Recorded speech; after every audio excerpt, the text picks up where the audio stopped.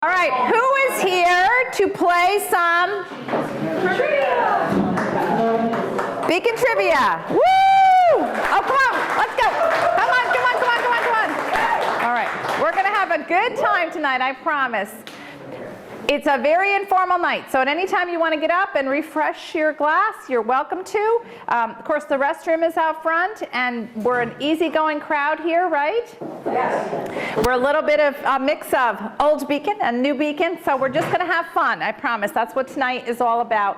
If I haven't met you yet, my name is Denise Van Buren, and I'm the president of the Beacon Historical Society. We're all volunteers. We've been around since 1976, and our whole purpose is to collect and to promote the history of Beacon. Can you imagine in 1976, would they ever have envisioned what has happened to Beacon today? Probably not. And so how prescient they were that they began to collect all these things that would remind us of the unique heritage that makes this really such a great place to live. Who agrees it's a great place to live? Right? All right. A lot of what we'll be talking about tonight and what we know as a society resulted from a lifetime of work by this gentleman. His name was Bob Murphy. He was our president for 20 years. He wrote our Historical Society's newsletter every month for 38 years. He forgot more about Beacon's history than I will ever know, and I am really privileged. I wrote 3 books with Bob, and I've now taken a lot of his work and putting it out on social media, so a whole new group of people will discover the research that he devoted his whole life to. So a lot of the questions that you'll hear me use tonight actually come from a lot of Bob's work. I would like some credit because my remote appears to be working. Can I get a round of applause for that? Like every 10 presentations you get lucky kind of a thing, right? So we are going to have a door prize tonight. I think everybody got a door prize ticket, but if you didn't, just raise your hand, and my long-suffering husband, Chris, that's how I always describe him, will be delighted to bring you over a ticket. So with that, just a few rules, and I know some of you were here last time. This is just for fun. If you're that competitive type who came to really get a lot of trivia answers and use your Jeopardy brain, I'm afraid you're in the wrong place. It's just an engaging way to talk about the history of Beacon. Last year, Two-Way Brewing invited me to come, and I did 6 different slide presentations about different parts of Beacon's history, and it was great. We talked a lot of Beacon history, but I was doing all the talking. And I want you to really interact and to absorb, the history of our community. So that's why this year instead switched it up to some trivia. You only need a pen and the answer sheets, and there's plenty of them around the room. If anybody needs one, just raise your hand. Switched it up a little bit after last time, my experience. We got 2 sections, an A section and a B section. They each have 25 questions, so we'll have about 50 questions. After we go through the ones that are on the slide, we'll go back and review the answers. How does that sound? I tried to learn a few things from last time, so. You can team up if you like. Last month, we had some that picked, there was a group that picked the name the Dummy Lights. So if you want to have a little team and collect your scores or compete against each other, please feel free to. It's all about enjoying yourself. Please make sure you go out and get some beer and support Two-Way, who had us here tonight. There's no score competition, but I do have a couple door prizes. You can't come to an event without me with some door prizes, so we'll have those at the end of the night. And I really have no idea what I am doing. None. Okay, I'm just winging this. So, good so far. Yeah. Okay. So just bear with me, and let's just all relax, enjoy some beer, some camaraderie, and most importantly, some history about our beloved city. So here we go. If your pens are ready, section A, question number 1. And I should warn you that there are questions on here that you are probably going to say, who on earth would know that? Like some of those questions they ask on Jeopardy, right? Like, who would know that? There's some of those on here. There's some easy ones. I try to do kind of an eclectic mix of all different areas of Beacon history, and I didn't want to repeat what we talked about last month, so hopefully you'll enjoy the selections that I made. Here we go. First European settler, called by some the first female realtor in America, successful businesswoman. Who was she? Was she A, Hannah Brinkerhoff Schenck, B, Amelia Brose, C, Katharina Rombaut Brett, or D, Catherine Walcott Verplank? And we're going to go back over after we do the page, and we'll give you the answers. But the first female realtor in America, our first European settler, who was she? Question number 2. Last sachem of the Wappinger Indians here. An American Revolutionary War patriot who lived a remarkable life. He's actually killed in battle down in the Bronx with his son on the American side. Who was he? Was he Prince Ames? Was he Daniel Nimham? Was he Joseph Brant? Or was he Henry Redshirt? So a Native American, the last sachem of the Wappinger tribe here. Just a remarkable life. Fought with the people who were settling his ancestral lands, actually went and tried to meet with the king in England, spoke to Parliament about their land rights here, yet still comes back and fights on the side of the Americans, and both he and his son are killed in battle. Who was he? Question number 3. He's considered the father of the traveling American circus. He's the first man noted to have ever put his head inside the mouth of a lion. He was a favorite of Queen Victoria. He toured all over Europe. He was an international sensation, and he was born right here in Fishkill Landing. So the man who's really credited with what we think of as a circus, right? The animals, the wild animals, and the menagerie. Was it Johannes van Voorhis? Was it John Peter de Wint? Was it Isaac van Amberg? Or was it George Clinton? Considered the father of the traveling circus. So if any of you are circus nuts, you would know this gentleman's name. And he was born right here in Fishkill Landing. Question number 4. This one I just found out not so long ago. A lyricist and a producer famous for Disney classics like Beauty and the Beast and The Little Mermaid, both of which he wrote the lyrics for while living here in Beacon. Famous lyricist and producer for Disney. Was it A, Johnny Carmichael, B, Howard Ashman, C, Jimmy Grippo, or D, Jeffrey Montgomery? A Disney producer who was world famous and successful. So was it Johnny Carmichael, Howard Ashman, Jimmy Grippo, or Jeffrey Montgomery? All right, we all see how easy this is, and right? All right, are you ready to go through this page, and we'll do the answers for this page? We just want to keep it casual and easygoing. So the first one, our first European settler. Who can yell out that answer? Catherine Brett. Excellent, Catherine Brett. Okay, she comes here with her young husband. He's a British naval lieutenant. He is knocked over by the boom of a ship in Burnsville, just, I guess you would say, is that south of Beacon, right? She stays here in the wilderness. She does have enslaved people, but she stays here in the wilderness as a widow. Can you imagine how frightening that was? She had 28,000 acres of land. She owned essentially from Connecticut all the way through southern Dutchess to the Hudson River Valley.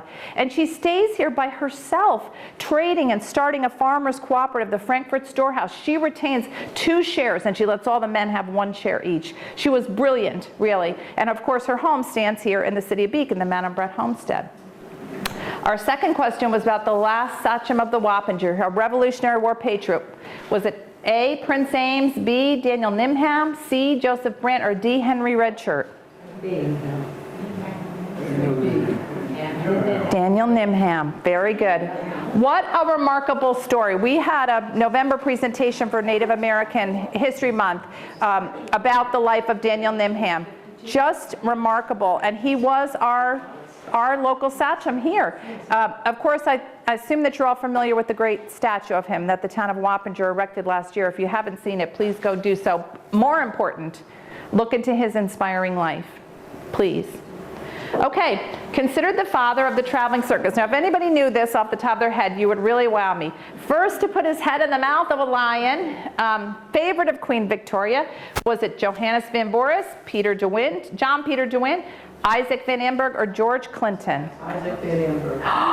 Judy, she's a prodigy in Beacon history. You guys knew it in the back too. You were paying attention to those other presentations. Yay, that does my heart good.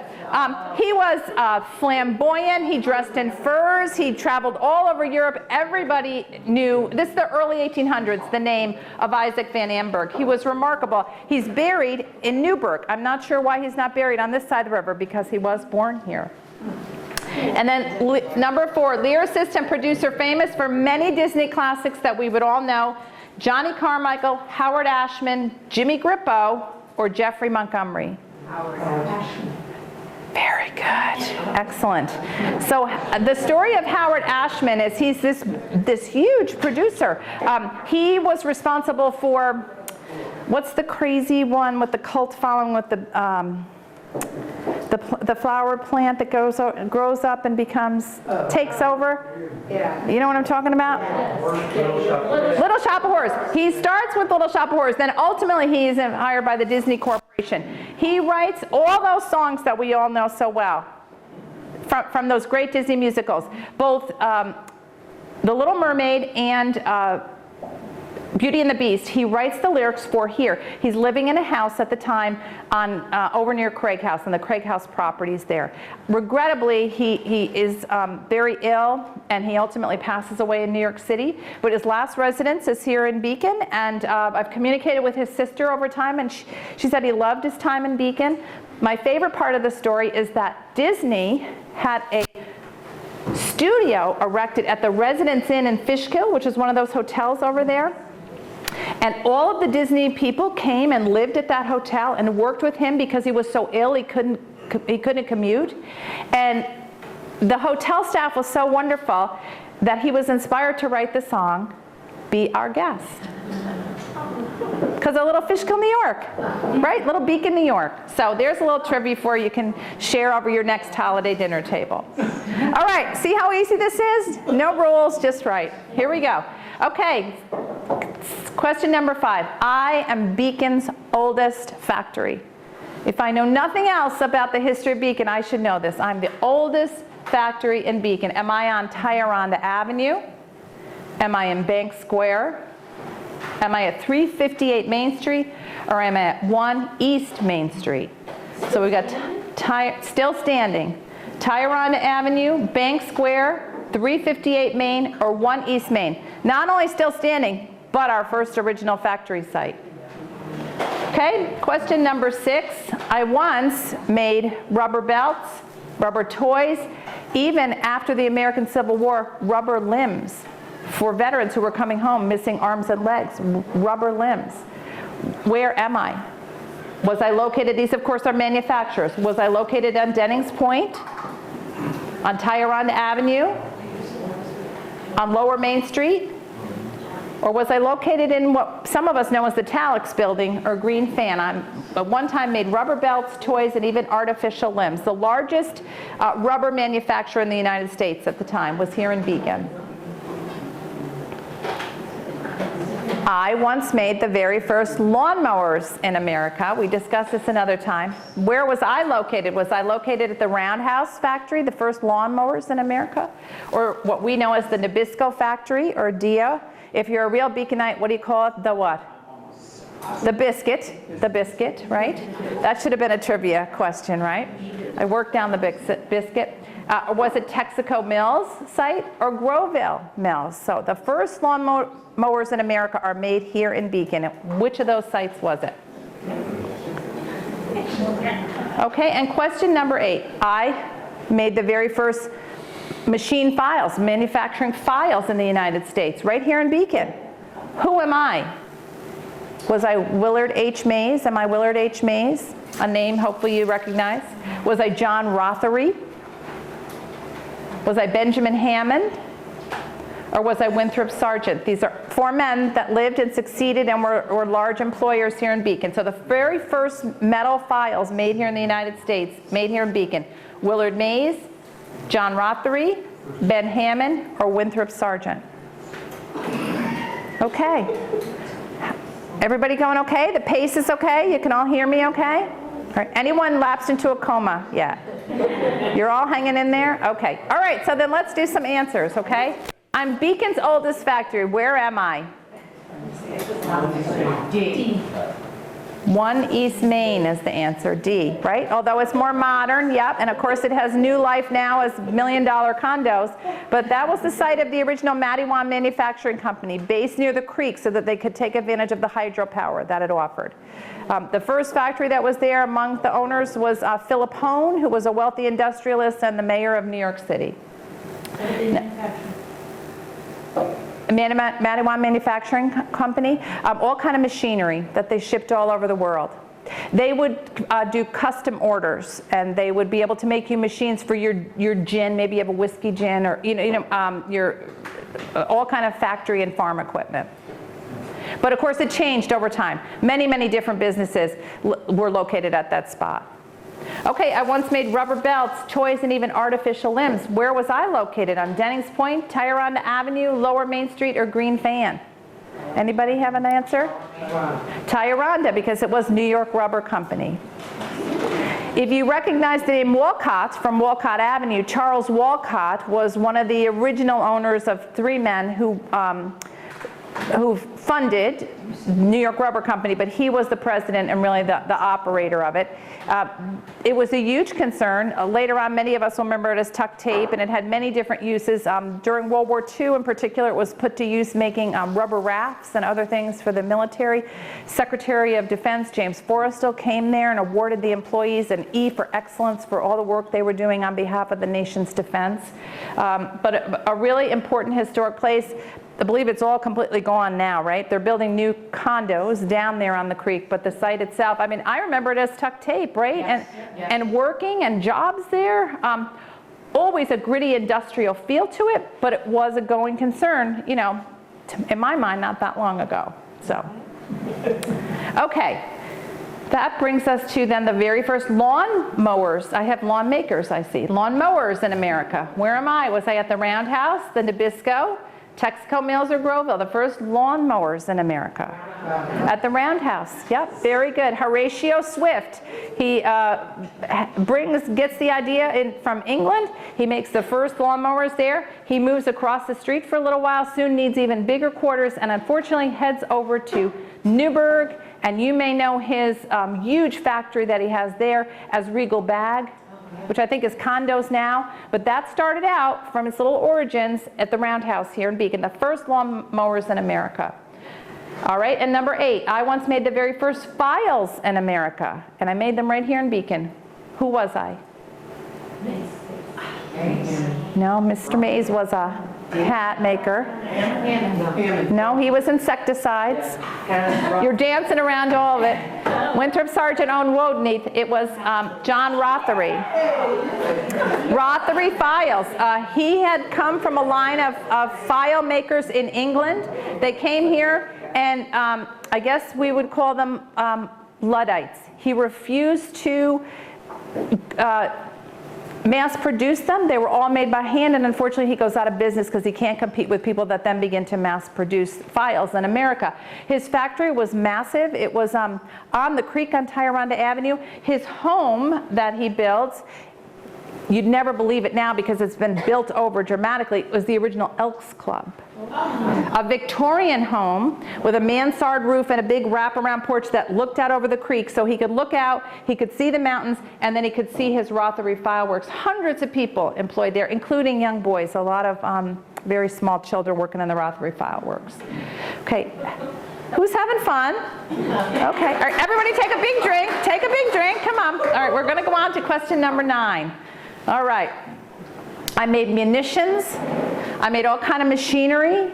I made locomotives. Where was I located? It's over here, Fishkill Landing Machine Company. Steam engines, boilers, machinery, Loomis automatic cutoff engines, Mills portable engines. Where was I? Fishkill Landing Machine Company. Again, hugely successful. Sending products. They made locomotives. Sending these products all over the United States. And people don't even know all this stuff was here. So was I at 1 East Main Street? Is that where I was? Was I on the riverfront, South Avenue, or Rombout Avenue? Where was I located? Fishkill Landing Machine Company. And question number 10, I made baking equipment, and then later, during World War II, like so many other American companies, I refashioned my machines so that I could make defense industry equipment. I was located on Academy Street as early as 1886, but then I moved to South Avenue, where I had a huge operation. My former father-in-law used to work there. I'm going to say more than 100 employees making this heavy-duty equipment, but they left for Wisconsin in 1959. Was it Tuck Tape? Was it Beacon Industry? Was it Dutchess Tool? Or Brandley Dye Works? I made baking industry equipment, heavy-duty baking equipment, and then moved to South Avenue to bigger facilities, but finally left Beacon, and still in operation in 1959 with the same name. All right, this was just 2 questions I had on this page. So, where do we think Fishkill Landing Machine Company was based? Anybody want to make a guess? South Avenue. It was actually right on the waterfront. It was on the river. So this takes a stretch of the imagination, because we know today all those multiple tracks down on the station, right? There was once only one set of tracks, and the Fishkill Landing Machine Works were on the other side of the tracks with a huge building. They made munitions for the Civil War. They were a huge firm. They made, like I said, locomotives. They would put all their goods on the rail line and ship it out. And then they had a tremendous fire, and the railroad purchased their property to expand the tracks and give us instead multiple tracks. We're kind of down to a narrow track system now, but at one point there were like 5 or 6 different rail lines that ran there, and it was right in this here. Hard to overstate the significance of this company, and yet no one here really knows anything about it, right? It's really kind of tragic. Please come and visit our latest exhibit. It's called Made in Beacon. It's about all products like this that were made here. And I'll just point out, for those of you who are members and know that we are at the former rectory at St. Joachim's Church, the address is 61 Leonard Street. That house was built by Milo Sage, who was the president of the Fishkill Landing Machine. And he was later the village president he moved down here after the church bought the house, and he moved down here and he was village president of Fishkill Landing. Okay, baking equipment, later World War II defense equipment. I was on Academy Street as early as 1886. That's very early, right? I moved to South Avenue, but then I go to Wisconsin, 1959. Anybody have a guess? Dutchess Tool. Yeah. So here's an example of their, it says Beacon, New York right on it. It says Dutchess up top. We're talking about the kind of baking equipment that is going to be in a huge, massive bakery, like a Freihofer's or an Entenmann's. Huge amounts of dough, right? That they're producing massive amounts of bakery product every day. See, it says Dutchess down here too. We have one of these, but it's massive, and we can't find a place to put it or even get it up out of the basement of the Helen Library where it's been stored. They're heavy, heavy, heavy equipment. The Efrons up in Poughkeepsie have a bakery. I'm trying to think what the name of it is. The young son, who is a friend of mine, told me once that they still have a working piece of Dutchess bakery equipment made in Beacon that is still as part of their process lines. During World War II, they completely shifted their assembly line, and they became a boat radar company that was a telemotor type of company to help the U.S. Navy during World War II. Okay, on to the next page. Which of these products were made in Beacon? That's why you got to come to our exhibit. Tires, insecticide, soap, or all the above? Tires, insecticide, soap, or all of the above?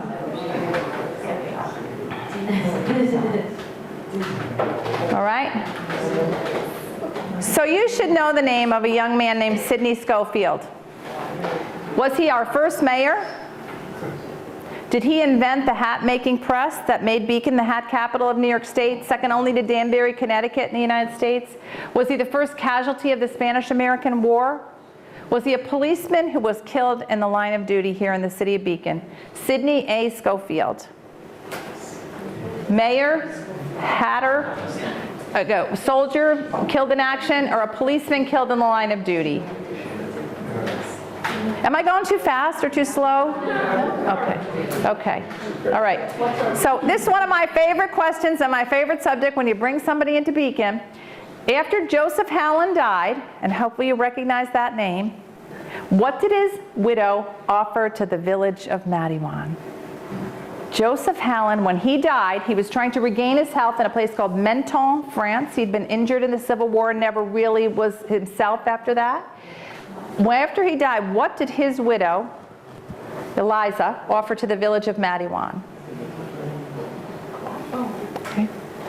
Beacon High School brought back football after 35 years in 1947. 35 years, they didn't play it here. Why didn't they play it for 35 years in this community? So they bring back football in 1947. It was a huge deal. I just put a Facebook post up about the last team that played here. They didn't play it. Why? There was a reason. And question 15, oh, okay, and we're going to do these 4, I guess. Okay, so this I think was my easy question, especially for my students who came to my other presentations. Tires, insecticide, soap, or all the above? All the above. All the above, amongst many, many other products. Scores of products were made here. Anybody know or recognize the name Sidney Schofield? He actually was the first casualty of the Spanish-American War. He was really young. I think he was like 17 or 18. He enlisted, and he's down in Santiago. No, excuse me, not Santiago. He's in Cuba, and he is killed as part of the line. He's hastily buried on the side of a stream, and his peers, his fellow soldiers, mark where he's buried, and they move on. He was killed by a sniper, and then he was a member of Tompkins Hose Company. Tompkins Hose Company financed a trip for the Hignell Funeral Home to go home down and retrieve his body and bring him back. And so his remains are actually at the Fishkill Rural Cemetery. But Spanish-American War, 1898, it's such a forgotten war. We don't teach anything anymore, I guess, I fear. And Spanish-American War is one of those ones that really, regrettably, is lost in the shuffle. And here's a young man who gave his life on that war. After Allen died, what did his widow offer to the village? They got it over here, her estate. So for those of you who know it as the Craig House or Tyranda, now it's being turned into this big shishi spa. She offered it to the village of Madiwan. Well, all those grounds, all those buildings, and said it would be a beautiful village hall, but they said it was too much for them and they turned it down. Craig House. Craig House. Yeah. So. Okay, so now this next one is a very interesting story. Why didn't they have football here in Beacon for 35 years? Anybody know? Because of the war. 35 years it was they didn't have it. I want to make sure I get the right year. I scribbled the year down. 1902, a young boy, Sidney Schofield, no relation, I'm sorry, Hugh Schofield, no relation to Sidney Schofield, was only 11, and they were playing football behind the old South Avenue school, the one that burned down. He fell and hit his head on a rock and died. And so they outlawed it here in Beacon, then they didn't bring it back till 1947. Now at the time, there were people who came out and said, that story isn't true. We just could never field enough students to have a football team. But for most people, this was the anecdotal reason why Beacon had no football team. And it is true that Hugh Schofield was only 11 and died in that accident. So, little interesting trivia.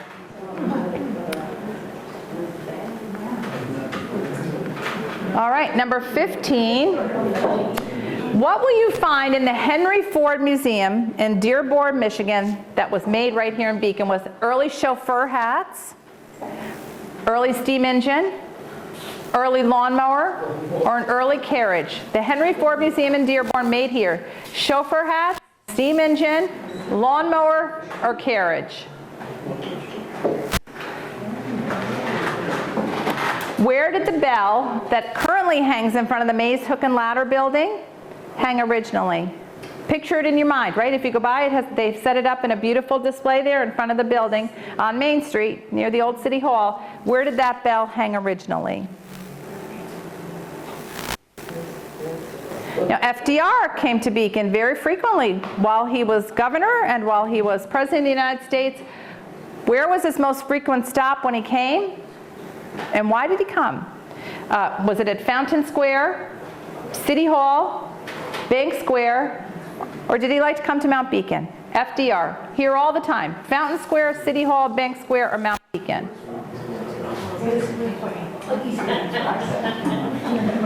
All right. Just a little interesting, more contemporary trivia for you. Who was rumored to be offering $1 million over the asking price for Dennings Point when the state of New York bought it back in 1988? I remember when they bought it, right? Remember it was no sting pin ticket company? I was on the city council when they bought it.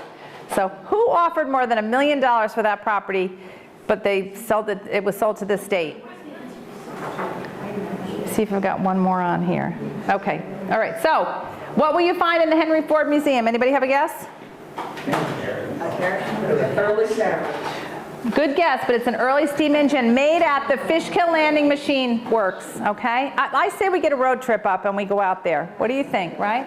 Okay, where'd that bell come from that's in front of Mays Hook and Ladder now? Last time we talked about the one that's in front of Forrestal School, right? It was on the old Spring Street School. But where was this bell originally? Was that? Very close. Kind of, closer to Fountain Square. It actually hung on the Mays Hat Shop. Now Mays Hat Shop, Willard Mays was a hat manufacturer. He wasn't as prominent in our history as Louis Tompkins, who really started the hatting industry, but Willard Mays had his hat works at number 10 East Main Street. So think of 1 East Main Street, think of the Roundhouse. And if you remember now, most of the building got taken down, right? It was not stable. That's where Willard Mays has his large hat works that employ a lot of people. That bell used to be used literally to call people to work and to let them know what was happening with shifts and things. And when they took that part of the building down, even before that, they actually took the bell and placed it in this memorial setting in front of Mays Hook and Ladder.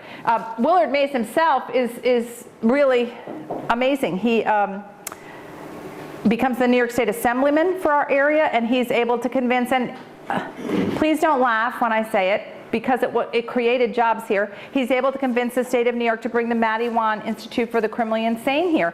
A lot of jobs, right? A lot of work for people when that came here. And so Willard Mays plays a large part in our history.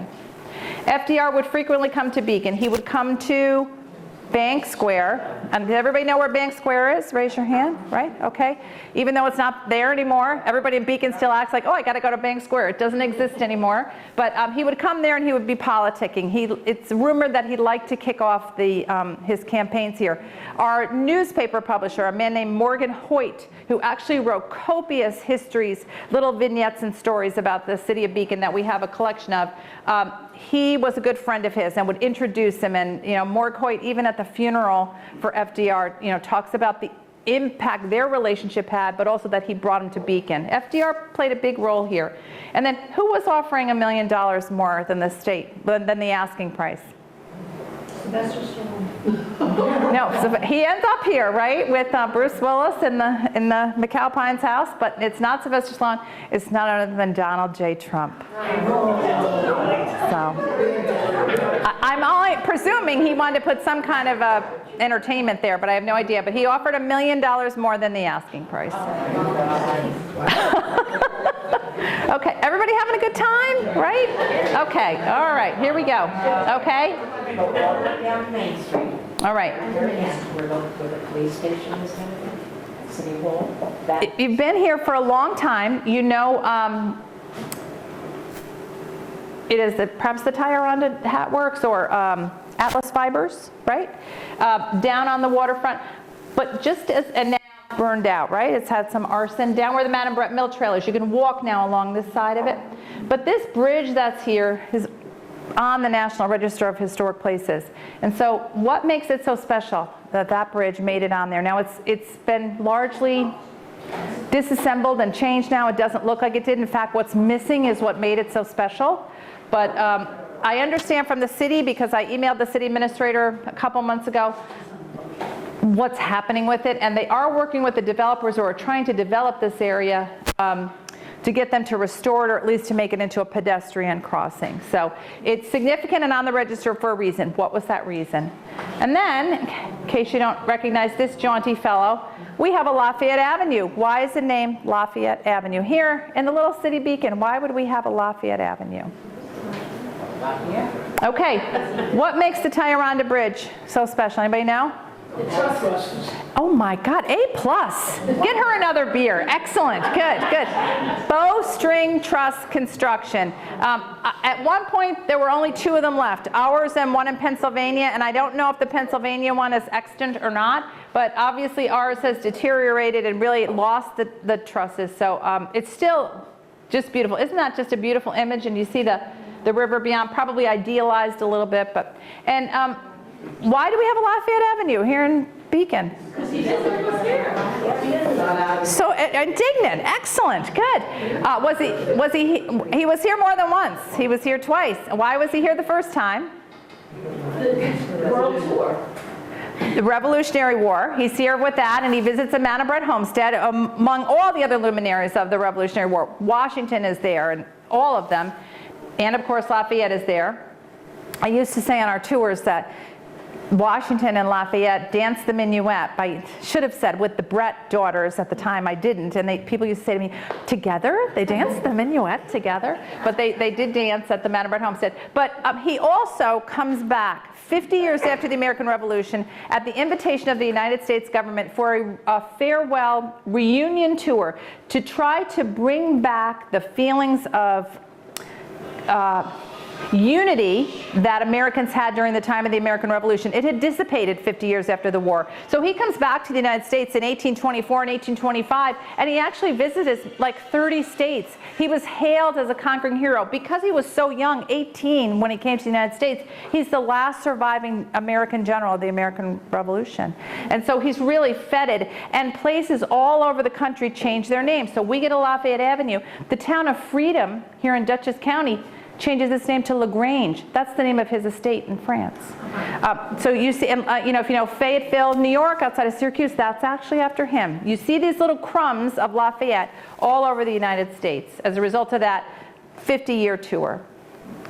And we have a new waterfront sign that we just dedicated last year, noting that he came here to visit Caroline Adams. She was the granddaughter of President John Adams. They lived in the Grand DePeyster house, which burned down on the river, but he came back and visited with her. Okay, we're almost done with section A. All right, this is a tricky one, but I think you're going to like it. 1867, a man named Henry A. Alden of Mattawan becomes the holder of a U.S. patent. You see the number there. It earns him a unique place in the record books of a still popular sport. According to this book called Inventing the 19th Century, 100 inventions that shaped the Victorian age, done right here in Beacon. What did he hold this patent for? Was it for the tennis racket, the soccer ball, the baseball, or the lacrosse net? Right here in Beacon, he owns a patent in the record books. 100 inventions that shaped the Victorian age, one of them from right here in Mattawan. A double chairlift, snowmaking equipment, and even lights for nighttime fun couldn't save the Dutchess ski area. What year did it go bankrupt? Was it 72, 75, 80, or 84? The Dutchess ski area. Anybody here ski the Dutchess ski area? Very cool. Okay, anybody remember it? Good. Okay, so did it go officially bankrupt in 72, 75, 80, or 84? Okay. The oldest house of worship, so the oldest church here in the city of Beacon is 1844. Is it the AME Zion Church? Is it St. Luke's on Walcott Avenue? Is it the Dutch Reformed Church? Or was it the Beacon Hebrew Alliance? The oldest church, the oldest house of worship here in Beacon. Okay. And here's a fun one. This is free. You can throw around and impress your friends. When did Fishkill Landing install sewers? 1880, 1896, 1902, or 1907? There are reports in the newspaper about what used to happen to, I will call it effluent, that used to flow through the village of Fishkill Landing and out towards the Hudson River. Same thing used to happen in Mattawan, but they ended up putting it into the Fishkill Creek. But what year did those sewers finally come to Fishkill Landing? All right, I know you're very excited and wondering what patent was registered here to a one person. For which sport? Anybody had a hazard a guess? Tennis racket. The baseball. Can you imagine that? So, you know, we know that baseball relates largely to the Civil War. Abner Doubleday is teaching them, you know, in the Civil War. So he somehow comes up with a better baseball right here in Mattawan. Double chairlift, all that stuff, still couldn't get enough snow to stay there, right? Too much sun on that side of the mountain, not enough skiers. What year does Dutchess Ski go bankrupt? Somebody said 75. All right, you get it. All right, good. Our oldest house of worship, not too far from here. Anybody know what it is? No, actually the AME Zion Church. Yep, is the oldest. And when did Fishkill Landing install those sewers? 1902, that's right. A year ahead of Mattawan. So that's what I meant. That some of these people, you never would know this, but hopefully you're just learning a little Beacon history by doing it. Okay. Let's have one more. Okay, this is a goodie. This is a goodie. Ready? With the purchase of 250 acres just south of Beacon in 1922, organizers of this camp set about creating a utopia for working men and women. The camp quickly grows to accommodate 1,000 people a day.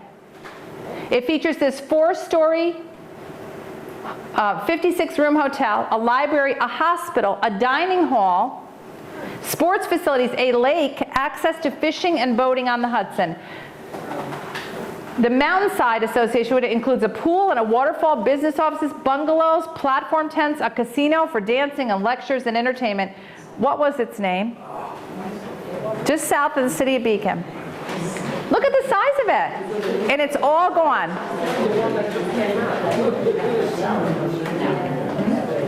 All right, this is our last question in section A. So anybody want to hazard a guess? Settlement camp. University settlement camp? No. Camp Nishkadagat. It was all on the southern part, and Diane Lapis is our resident expert on it. It was an amazing place, and she does a great program on it. That's an example. If you join the Historical Society, we have monthly meetings and we talk about it. But yeah, it was all down Southern Dutchess on Camp Nishkadagat. It was a communist camp. It was for working people to come. And Diane could tell you what Nishkadagat stands for. I'm not sure. Many of them were Jewish people, came up from New York City.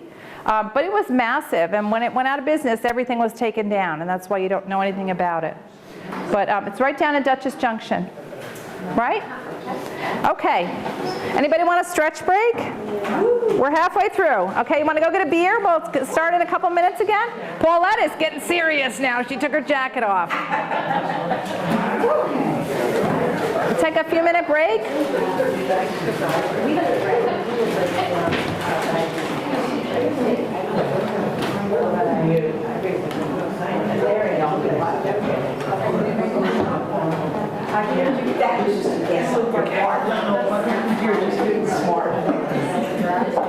How you holding up over there?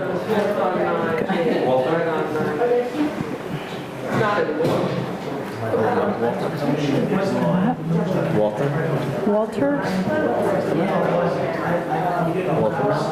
Oh, yes, right. Okay, good.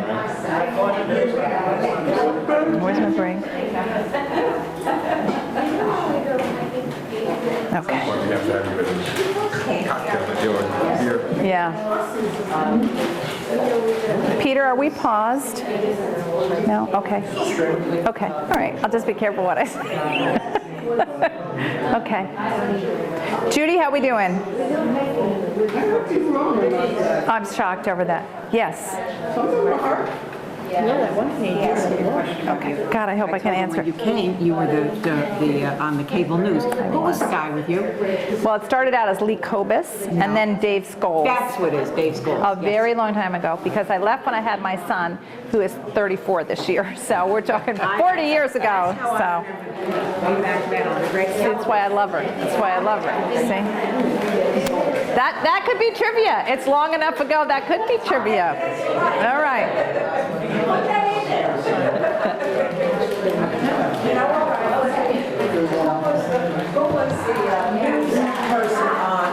original cable. That's it. That's it. I said that's a trivia question for next time. Yeah. I mean, my let me eat some of your food while I'm here. My son is going to be 34. I left when I had him in 1990. Yeah. I'm very 34. No shock. I'm getting married next month. This month. So. I'm 90. I'll be 34. Okay, but he was in my that happens to me. They get older, we don't. Are you doing okay? You're not like bored out of your minds, right? Okay, good. That's what we like. Good, good. How about 50? That doesn't sound bad, compared to what it is. All right.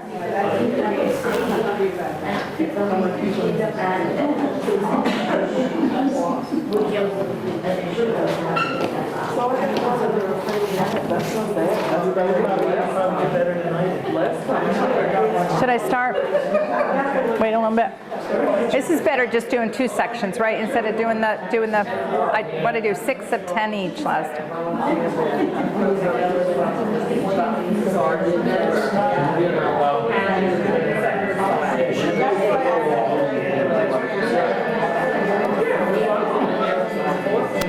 Right. 2 more minutes and we'll start. Everybody got a door prize ticket, right? I'm a broken record on that.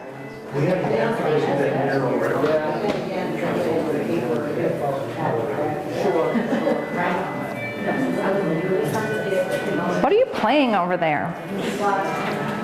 That Last Supper thing? Oh, yeah. Beautiful, right? You told me about it. Yeah, it's on YouTube. I'm trying to check it out. All right, everybody feeling smarter, feeling good, right? Okay, right? But I'm telling you, for all these things that we talk about tonight, Bob Murphy could have come in here and rattled off numbers and dates and all these things and would have made me feel like I don't know anything. So thank you for making me feel like I'm somewhat holding up his legacy. All right, we'll get started. All right, everybody doing okay? Pace is all right? And there's no rules, we're just here to have fun. So here we go. Section B, another 25 questions. Ignore that photo for a moment. Okay.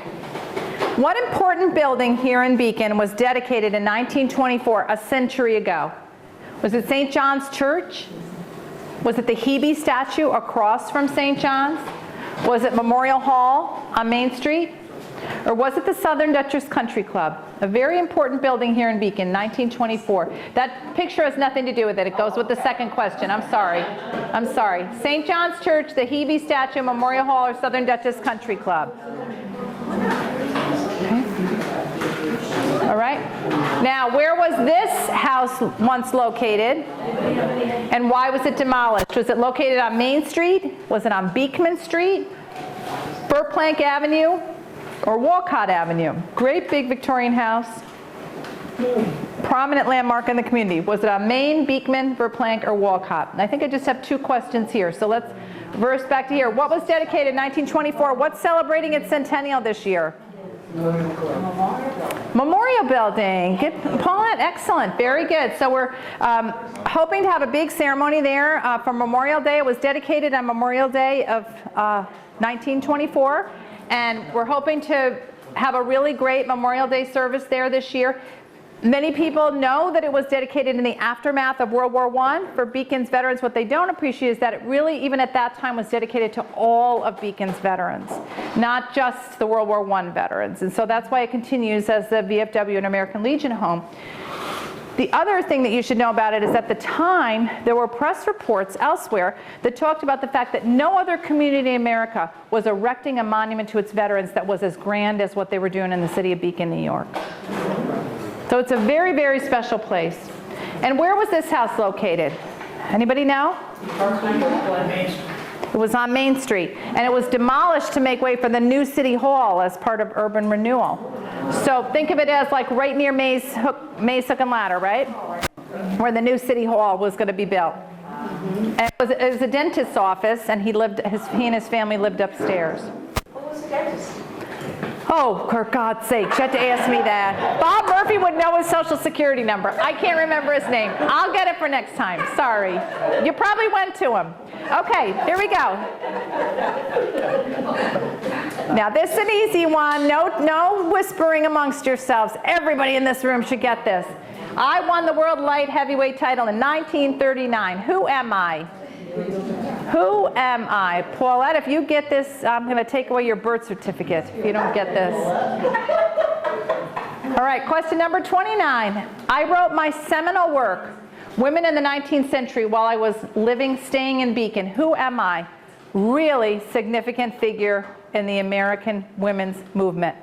There's a historic marker dedicated to her on Lower Main Street. Women in the 19th Century, while I lived here in Beacon. And maybe you know her. I grew up on North Walnut Street, and I went to St. John's School. In 2003, my book reached the New York Times bestseller list. It has been translated into 26 different languages. Anybody know what the name of the book is? 1,000 Places to See Before You Die. So she's a Beacon girl. She grew up here. What? All right. Okay, so back here, let's all say it together. I won the light heavyweight title in 1939. I am? That could have been much stronger, enthusiastic. It was the biggest thing to happen in that whole generation, right? Who won the 39 light heavyweight champion? That's better. Okay. I wrote my seminal work, Women in the 19th Century, when I lived here in Beacon. Who am I? A woman named Margaret Fuller. Okay. Really a groundbreaking treatise on the rights of women. And that's your also additional assignment. She was staying in, I believe it was the Van Vliet boarding house here in Beacon when she wrote it. And she talks about the beautiful views, and she would take mountain walks and the river views. Really important work in the women's movement, and it was done right here. And then this is Patricia Schultz, as you heard earlier, who's Beacon. She's come and spoken to us too. So pretty neat that she's a Beacon. Why do you call them Beacon girls, even though you're not Beacon girls anymore? You're still a Beacon girl, right? That's the term. Okay. I was a professor of mathematics at the United States Military Academy. I wrote a series of mathematical textbooks, Elements of Geometry and Trigonometry. My most popular work appeared in 33 editions and printings, sold more than 300,000 copies. By 1875, my publisher had sold 7 million copies of my books. Who am I? I lived right here in Beacon. Taught at USMA, taught at West Point. Was friends with General Winfield Scott and named his significant estate in honor of one of Winfield Scott's most important victories in the Mexican War. Who am I? Think about that. 1875, 7 million copies of his books. His mathematical textbooks at the Military Academy were used up until recently. I was one of General Phil Sheridan's most trusted officers in the Richmond and Petersburg campaigns, and I was promoted to Brigadier General in 1863. There were not many brigadier generals in the Civil War. I took part in 40 battles. I had 15 horses shot from beneath me. After the war, though, I returned to Mattawan, where I had grown up, and I continued to practice law. Who am I? He actually wrote a biography of General Phil Sheridan after the Civil War that was a bestseller at the time. I moved here with my mother after my parents' divorce. We lived on Roundtree Court. I later went on to become America's youngest mayor at the age of just 19, and today I represent New York's 19th Congressional District. Who am I? You know you got to get this one. All right? Okay, so we'll review the answers. So anybody know who wrote all those textbooks? His name was Charles Davies, Professor Charles Davies. He entertained people like Dickens at his home. He was a celebrity of his day. He was brilliant, and he had all kind of West Point connections and brought the most important people in the United States to his home. Millard Fillmore, other people that visited him there. Charles Davies was his name, and we have Davies Avenue, right? And so question number 32, I was a brigadier general in the American Civil War, but I returned to Mattawan to practice law when the war was over. Who am I? So we have Charles Davies here. His nephew is a man named Brigadier General Henry Davies, and it's his nephew, and he's here. Again, really prominent family. The estate was called Cerro Gordo, the Mexican battle that Winfield Scott had won in the Mexican War. And it was essentially where, across the street from Forrestal Heights, there were a couple of significant estates in there. The Marino Institute was in one of them, but Cerro Gordo was in that area. Okay, and I hope you all know 33. I moved here with my mother. I became America's youngest mayor at 19. Who am I? Good. Okay, you've redeemed my faith in you. Another piece of trivia for that. Yes. Current city administrator Chris White lived in the same house in Ramsey Court. Oh, there you go. Okay. All right. Most of the waterfront land that we know in Beacon, right, the land that things were built on, came from a single source in the 1900s. It was fill. And what was it being filled with in the 1900s, all that land? Very common practice at this time to fill in areas of shoreline. What's the oldest building in Beacon? Like we discussed this a little bit earlier, the oldest building in Beacon. Extra points if you know how old it is.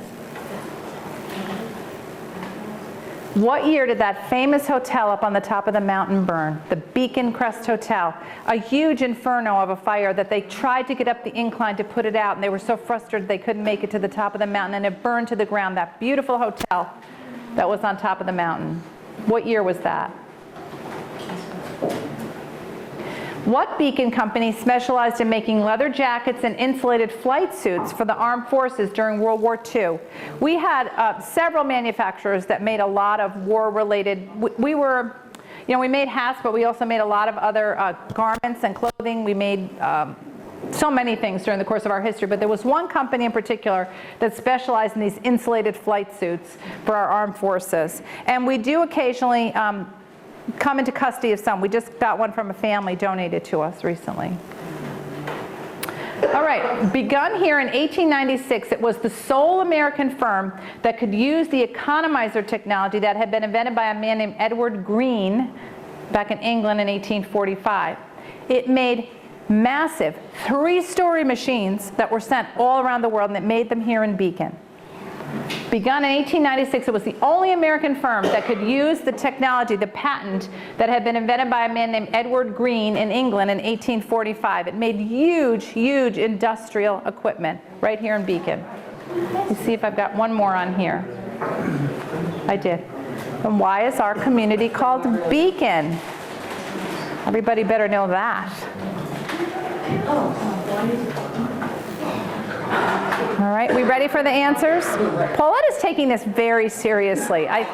You're all having a good time, but she's scribbling away over there. Okay, what was used to fill a lot of the waterfront land in what was Fishkill Landing? Anybody have a guess or no? Ash. Ash, in particular from the ferry boats. A+. Good. See, this is the party table here. I see it. Okay, very good. The oldest building in Beacon? Manor Brett Homestead. In fact, it is the oldest building in Dutchess County. A+. Okay, about 1708, 1709. What year did that beautiful hotel, the Beacon Crest, burn to the ground? The Beacon Crest Hotel, not the casino. The original hotel. 1945. 1927. So the incline is built 1902. The original beautiful casino building is built first. A few years later, the Beacon Crest is built. So it really wasn't up there that long. It was just a remarkable place. And hopefully, if you don't already have Bob's book, you'd like to learn more about it. There's a lot more in it in the book. Okay, Beacon company that specialized in leather jackets and insulated flight suits for the armed forces. Any guesses? Bobridge made suits, but also Aero Leather. Aero Leather. And you'll still find these on the internet. You'll find, because there are collectors of World War II, clothing and things like that. And sure enough, you look in the tags and they'll say Aero Leather Company, Beacon, New York. They had 2 manufacturers. One in a building that's still there, although I'm not sure what it's used for, near Cross and Main, and the other was on Ferry Street, which is gone now. Okay. The company starts in 1896. They're the only firm in the entire United States that can use this technology patented by a man named Edward Green in England back in 1945. As a result, because we have the raw materials here and the workers here, and they have the only patent for it in the United States, their machines are sent to Panama, to South America, to Africa, to all these different places. What was this company? Green Fan. Huge industrial fans, 2 and 3 stories tall. Manufactured and sent here. Isn't that remarkable?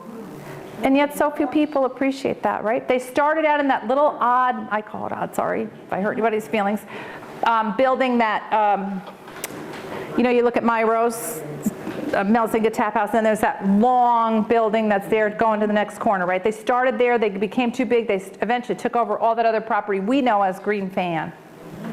And why is our community called Beacon? Excellent. Okay, very good. I would have had to pack up my stuff and go home if you didn't get that one. I wouldn't be doing my job. Okay, and I had named 2 streets that are named for noteworthy citizens here in Beacon. You can shout them out. Anybody want to name?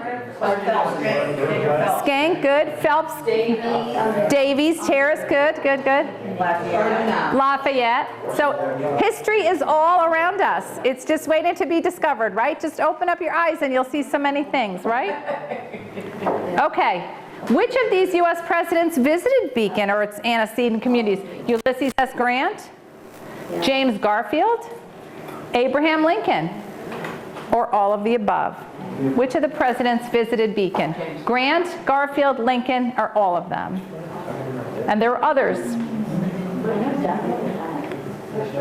Mrs. Tom Thumb, Lavinia Warren was her name, also known as Countess Lavinia Magri, had a connection here to Beacon. Now you want to laugh when you see Mrs. Tom Thumb. She and Tom Thumb were I don't want to say, they were the, oh no, that I thought you know, with a name like Tom Thumb. But they were part of the P.T. Barnum enterprise, right? I didn't want to say he owned them, but he had the rights to them, right? They were his performers. They were the preeminent celebrities of the era. Mr. and Mrs. Lincoln entertained them in the White House. It's impossible to overstate how famous Tom Thumb was in the United States, and then he marries Lavinia Magri, who came out of Massachusetts, but is somehow related to the Warrens in Cold Spring. And she, as a result, ends up with a connection to Beacon. Did she perform here? Did she join the local chapter of the Daughters of the American Revolution here? Was she born here? Did she meet her husband, Colonel Tom Thumb, here?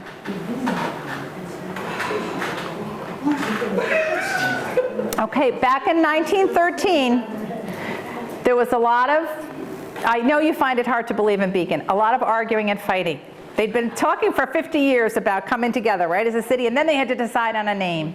And so the council that worked on it actually made one recommendation, but there were other names that were formally considered, and they kind of put it out to a vote in the community. So which names were considered? Mount Beacon, Dutchess City, Tyranda, or all of the above, as well as some others? Were these considered to be the names for our community? I'm glad they picked Beacon, right? Who's with me on that? Okay. Long before pools, Beaconites had their favorite swimming hole. Was it at the Trees? And if you don't know what that is, you don't know your Beacon history. The Melzinga Reservoir, favorite swimming hole, was it at Red Rock, or was it at Ferry Island? And I think I got one more question here. No, I didn't. Sorry. Okay, so which of these presidents visited Beacon? All of them. Indeed, you're right. Okay, Mrs. Tom Thumb, Countess Lavinia Magri, connected to Beacon how? She joined the Daughters of the American Revolution here, and we don't know at Melzinga chapter how that came to be. We've heard that she had a friend who owned the Holland Hotel, which was grand on Main Street. I'm going to say the parking lot next to DMV. Is that the right description of where it was, essentially?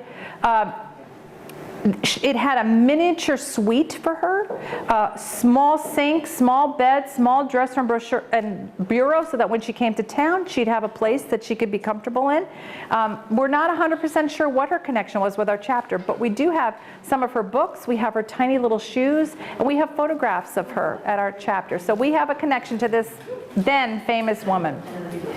Okay, what names were considered for Beacon way back in 1913 we were formed? Mount Beacon, Dutchess City, Tyranda, or all of these? All these. And Melzinga was also considered, and the local newspapers had a lot of fun with that. I think it was the Albany paper. They said they would make it better. The Charter Commission said, we'll make it better. We'll take the H off the end of it so it's more obvious how to pronounce it. And the Albany newspaper said, better to keep the H and lose the rest of it. Because Melzinga, Tyranda, they're Native American words associated with the area. So Saloon City also received some votes, but Beacon it was. Okay, long before pools, Beaconites had a favorite swimming hole. What was it? The trees. Where are these places, the trees? On the creek. Melzinga Reservoir is up in the mountain. Red Rock is kind of Glenham Way, right? Is that? Red Rock is right across from Forestville. Yeah, near where the substation is, right? Right. And then Ferry Island is on Fishkill Creek, heading south south of the where the Lewis Tompkins Hose hat factory was. So I would say some people swim at Red Rock, most swim at the trees, right? Okay, here we go. I think we're moving toward the big finale here, folks. Okay, who was Beacon's first female physician? She was well ahead of her time. This is her picture. Catherine Walcott, Phoebe Dowdy, Amy Sargent, or Caroline Downing. Our first female physician, and she practiced for decades, like I want to say 60 or 70 years. Catherine Walcott, Phoebe Dowdy, Amy Sargent, Caroline Downing. All right, and there she is. How long was our first, and when I say first, I mean first Beacon High School. Why was this our first Beacon High School? The other schools were Fishkill Landing or Mattywan schools. When the city of Beacon is merged in 1913, it has to have its beautiful new building, right? It's one of the first major buildings using the new name Beacon. How long did we use it, that beautiful building that's on Fishkill Avenue for our high school? Was it 110 years, 62 years, 97 years, or 85 years? Okay. And what was Beacon's population in the 2020 census? 11,456, you can see the numbers here, 13,769, 15,680, or 12,678. So the most recent US Census, what was our population? Okay, look at her smiling at us there. We have her Dr. Shingle. We have her black medicine bag. Who was she? Phoebe is exactly right. Phoebe Dowdy. Her brother was supposed to have been the doctor in the family. She was studying at Vassar, and I believe her father was a Civil War surgeon, and the brother was supposed to be the doctor. He was killed somehow, and she said, I will become the doctor, and she did. And her offices were down on Cliff Street somewhere. And I just wrote, if you get your Historical Site newsletter, for those of you who are members, a story about a midwife who delivered the Papula babies, about 2,000 of them. Oh, yes. Right? Interesting? Right? And at the time, Mrs. Papula, the midwife, charged $10 to deliver your baby, and she delivered them for like 50 years. She delivered 2,000 babies here in Beacon, and Dr. Dowdy charged you $20, so it was half the price to have the midwife. Okay, how long did we use this first Beacon High School? 87. Anybody have a guess? 85 years, yep. So 1916 until 2002. So, and who remembers, I don't want to date myself here, before Beacon High School, the new one was built on what I still call Asylum Road. Is it still called Asylum Road? I don't think so, is it? What was going to go in there? What was going to go in there instead? The stadium. The Renegade Stadium was going to go in there, and I was the Ward 1 City Councilwoman, and boy, those people in those neighborhoods did not want all that traffic in their neighborhood. I don't know if they were happy when the high school went in instead or not. There was only 30 games a year for the state, but the school district owned that property where the stadium is now. It had always been envisioned they would build a much bigger, brand new high school up there, and they did a land swap. And so that's how the stadium ended up where it did, because Billy Leith who was a Beacon guy, was trying to bring baseball to Beacon. He really didn't want it to be in Fishkill. He wanted it to be in Beacon. Ended up in our school district. Okay, yes. And now it's going to be owned by the city, right? It was going to be owned by the city, yeah. So it had to take another route after that. Okay, I have to cheat here and tell you that I had to look up these numbers, all right? I don't know these off the top of my head. Anybody want to guess what our population was in the most recent census? B, 13,769. So I'm going to ask you, so it's kind of controversial because 2010, it was much higher. It was 15,541. And I believe that's because they were counting in the prison population. And so there was some criticism of that. But the real reason I'm asking you this, okay, so we know that 2020, our population was 13,000. So let's say 14,000 people. Anybody want to guess what our population was that first census? We formed in 1913. So 1920, what do you estimate? Give me a round number that you think our population was. Higher. 10,000. It was higher than 11,000. And when we were founded, 10,996. Hey, we had all those manufacturing jobs, right? This was a great place that the beauty of this as small town America, there were jobs here, your multiple generation of families here, a nice place, a real sense of community, a wonderful Main Street, the incline, the ferry, all these great things. I mean, it's no reason that for a small area that, it's always had this great, I think, sense of community, right? Okay, we're almost done, I promise. There she is. First, a question though, who was Boston Corbett and what was his connection to Beacon? Boston Corbett.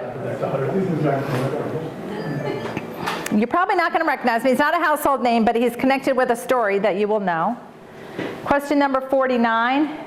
When was our beautiful Mount Beacon Monument dedicated? Was it Memorial Day of 1876 for the centennial of the American Revolution, July 4th, 1900, April 19th, which is the Battle of Lexington and Concord anniversary, 1906, or Veterans Day, 1910? How many of you have actually been up and seen the monument? Oh, I'm relieved. Okay, Karen, you're going up there. But, yes. You got to go see our monument. This is what we're all about, people, right? So, was it Memorial Day, 1876, July 4th, 1900, April 19th, 1906, or Veterans Day, 1910? And then I'll save our last question. So let's do 48 and 49. Who was Boston Corbett? Nobody knows? As a stumper? Boston Corbett was a hatter here. And does anybody know anything about the hat making industry and what it was rumored to produce in the workers? The Mad Hatter. They literally were working with mercury, and part of the process often involved taking the mercury, wetting it on your tongue, and then doing whatever you had to do with the hat. Well, as a result, many of them ingested mercury and had mental health issues. So when you talk about the Mad Hatter, it was connected with people who were in the hat manufacturing business. Well, Boston Corbett was a little bit off, they say, kind of in this Mad Hatter. And he leaves Mattawan. He'd been working here in the hat factories in Mattawan. And he enlists in the United States Army during the Civil War. And he is known as the man who shot John Wilkes Booth. You know the story? John Wilkes Booth escapes and is captured in kind of in a barn, I think in Virginia. Does that sound right? And he's one of several soldiers who are there firing into this barn, and he is the one who actually kills John Wilkes Booth, our Mad Hatter.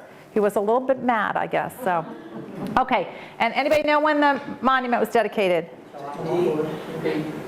July 4th, 1900. Anybody here join us on July 4th, 2000 when we rededicated it? It was amazing. We had a copy of the Declaration of Independence, and we had people sign it. And so we know we had over 600 people who walked to the top of the mountain. Really remarkable. It was just a great day. I will just tell you a funny aside story. So my friend, Pam Barrick, who lives up on the mountain, she had a little Nordstrom bag, because that's who she is, and she like her little Chico's outfit, and she's walking up the mountain, and the newspaper's there, and they take her picture, right? And here she is. She made it about a tenth of the way up the mountain, said, "This is for the birds, I'm not going," and she turned around and went home. And the next day in the paper, here she is walking up the mountain like she's, so we still tease her about it. So, okay, and then my last question is kind of a ringer. Okay, we now offer historic property markers for buildings. At the historical site, we're trying to raise awareness at a time when everybody's upset about all the new buildings going in and the skyscrapers and whatever we're going to call them, right? Let's celebrate the people who treasure and tend our historic properties. And so the historical site now has these beautiful plaques.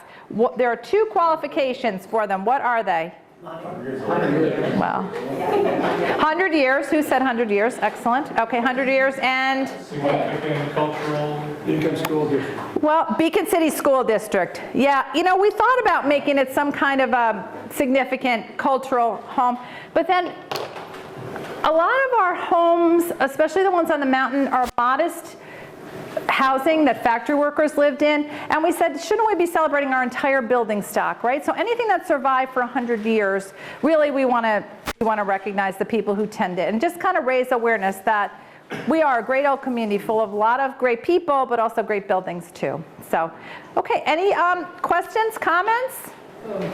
Jeff, fun? Yeah. All right, okay, woo-woo, okay.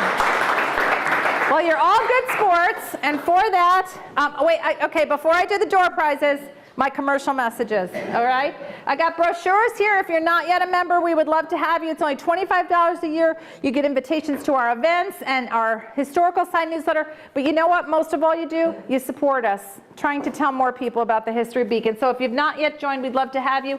I have copies of Bob's great book. They're $40 each. It's what we talked about tonight on steroids and then some. It's wonderful little installments you can just pick up and read. Over 1,000 pictures of Beacon in it. So I can take cash or even PayPal if you're interested. All right, and then I have a few spots left, and I do mean a few. We have a unique fundraiser coming up on April the 30th. We're going to be showing a 1955 film called The Girl in the Red Velvet Swing. It's about Evelyn Nesbit, who was at the center of the murder of the century in 1901. A millionaire named Harry K. Thaw had married her, and she had been deflowered by the famous architect Stanford White. And in 1901, on the rooftop of the Madison Square Garden, which he had designed, Stanford White, Harry K. Thaw, her husband, shoots him in the head in front of 500 people. And it becomes the trial of the century. He's declared mentally insane, and where does he go? Madiwan. Well, given that his mother is a millionaire, maybe it won't surprise you that he escapes from Madiwan. Okay, so this movie, 1955, with Joan Collins starring as the femme fatale, we're going to be playing on April 30th up at Hidden Brook. If you've probably ever had a reason to go to Hidden Brook, this is your chance, so see me about that. Okay, are there any other questions before we do the door prize and I let you get another beer or go home? All right, Paulette, for being the most participatory person here tonight, and I mean that in a good way, you can pull her first. She adds a little spice to everything she does. We love her. Okay, here we go. The ticket is 079105. I got 2 door prizes tonight. Yay, you won. Okay, I have a choice between this mystery bag or a copy of the book.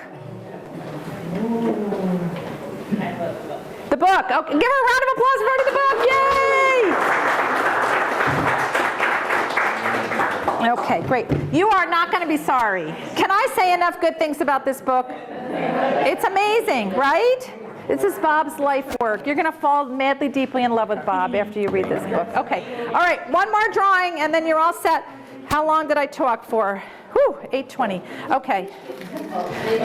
You're a good sport for sitting with these two, so you try. I told him this was a party table that he could sit here and You were right, 100%. See? I told you they're a lot of fun. Everybody in Beacon's a lot of fun. Okay, 079093 for the mystery bag. You did? Oh, see? All right. Enjoy this. Take it out and show everybody what it is. I'm very bossy. Okay. Any other questions, comments, thoughts? So I have 3 more of these schedules, one in May and then a couple in the fall. Honestly, tell me, was this a good amount of questions? Okay. And the pace is okay and everything was okay? You won't hurt my feelings. It's as thick as anything, seriously. Oh, she got green paper. Okay. Good. It's an antique postcard of the mountain. All right. So tell your friends the next time should they come. Right. Okay. All right. Give yourselves a round of applause for being good sports. And I'll see you in May. I think our date in May is May 14th. The city's birthday is May 15th, so I might surprise you with cupcakes or something. Make it worth your while. So thank you, everybody. Thank you, Pete. Okay. Yes.